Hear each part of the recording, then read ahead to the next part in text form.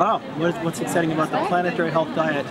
Well, I think what's, a couple things is we all love food. We all eat it. We have dinners over it. We have conversations over it. We use it during meetings. We fall in love around food.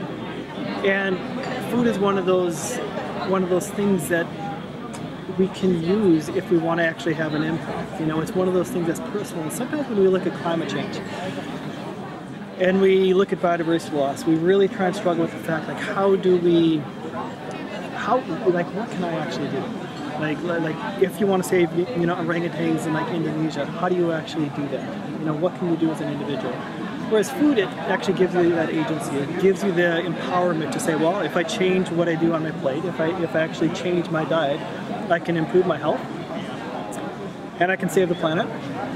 And here's a particular diet that allows me to do both. And that's what's exciting about it, is it's mainly that agency that it gives people.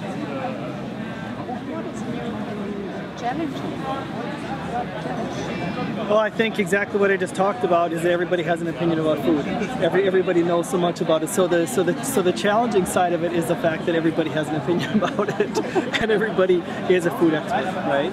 And everybody, depending on cultural traditions and what they've grown up with, feels like they know what is best about food. So I think it's two sides of the same coin. It can work for and it can work, against.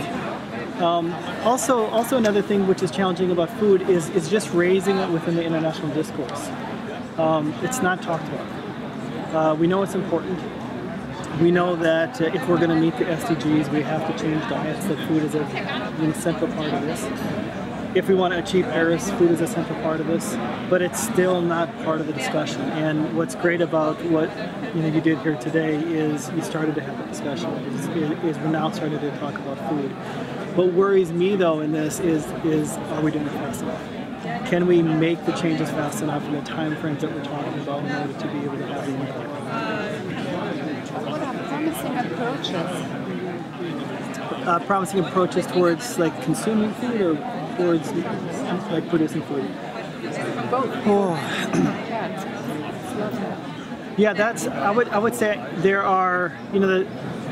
Some of the challenges with some of the promising approaches is it's really hard to give individual answers because they're so case specific. Like what you do here in Germany is going to be very different than what happens in India, than what happens in Indonesia, and that comes down to religion, cultural preferences, habits, cultural norms, like what is happening, population size, so it's extremely different in each place. And I think some of the approaches that we have to take,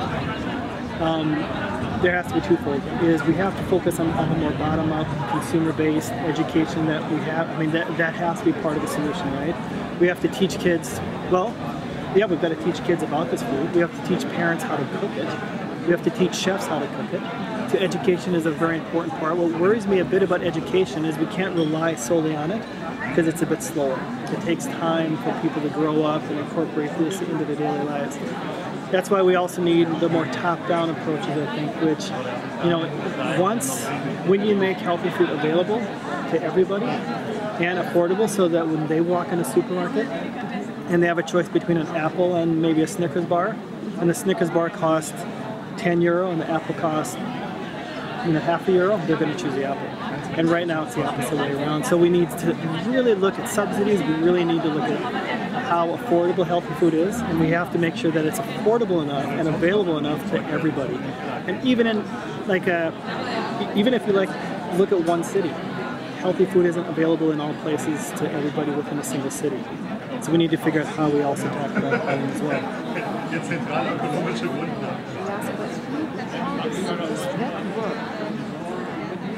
Change yourself. So how have I personally changed because of this? Actually, so I used to work in Indonesia, and I used to work on more rainforest conservation issues, so with clouded leopards and orangutans, and I worked with local indigenous communities on how to protect the forests.